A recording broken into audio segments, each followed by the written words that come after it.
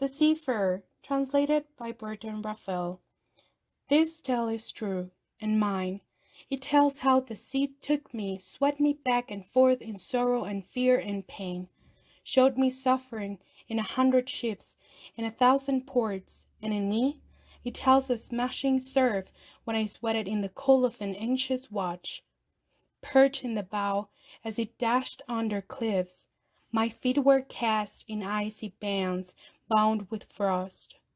With frozen chains and hardship groaned around my heart. Hunger tore at my sea-weary soul. No man sheltered on the quiet furnace of earth can feel how wretched I was. Drifting through winter on an ice-cold sea, whirled in sorrow alone in a world blown clear of love, hung with icicles, the hailstorm flew.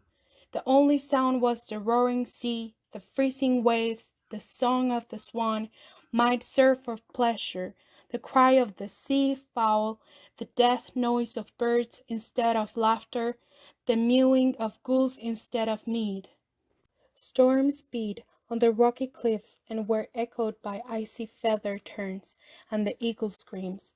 No kinsman could offer comfort there to a soul left drowning in desolation, and who could believe, knowing but the passion of cities, swell proud with wine, and no taste of misfortune? How often, how weary! I put myself back on the paths of the sea. Night will blacken, it will snow from the north.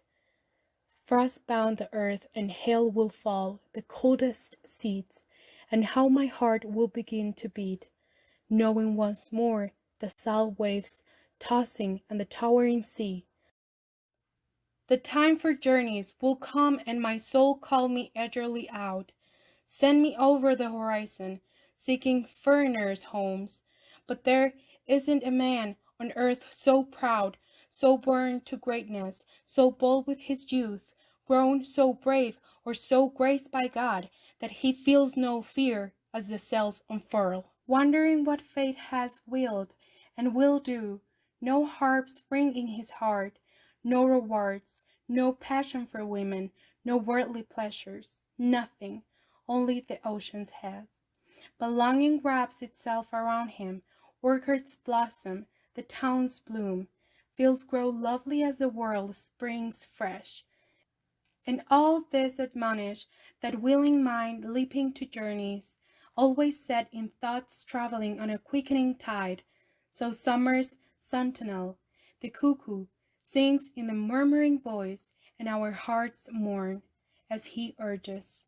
Who could understand, and ignorant is, what we others suffer, as the paths of exile stretch endlessly on, and yet my heart wanders away. My soul roams with the sea, the whale's home, wandering to the widest corners of the world, returning ravenous with desire, flying solitary, screaming, exciting me to the open ocean, breaking oaths on the curve of a wave. Thus, the joys of God are fervent with life, where life itself fades quickly into the earth. The wealth of the world neither reaches to heaven nor remains. No man has ever faced the dawn, certain which of fate's 3 threads will fall, illness or age or an enemy's word, snatching the life from his soul. The praise the living, power on the dead, flowers from reputation, plant an earthly life of profit reaped. Even from hatred and rancor, of bravery flung in the devil's face, and death can only bring you earthly praise, and a song to celebrate a place with the angels' life eternally blessed in the host of heaven. The days are gone when the kingdoms of earth flourished in glory. Now there are no rulers, no emperors, no givers of gold, as once there were, when wonderful things were worked among them, and they lived in lordly magnificence. Those powers have vanished. Those pleasures are dead.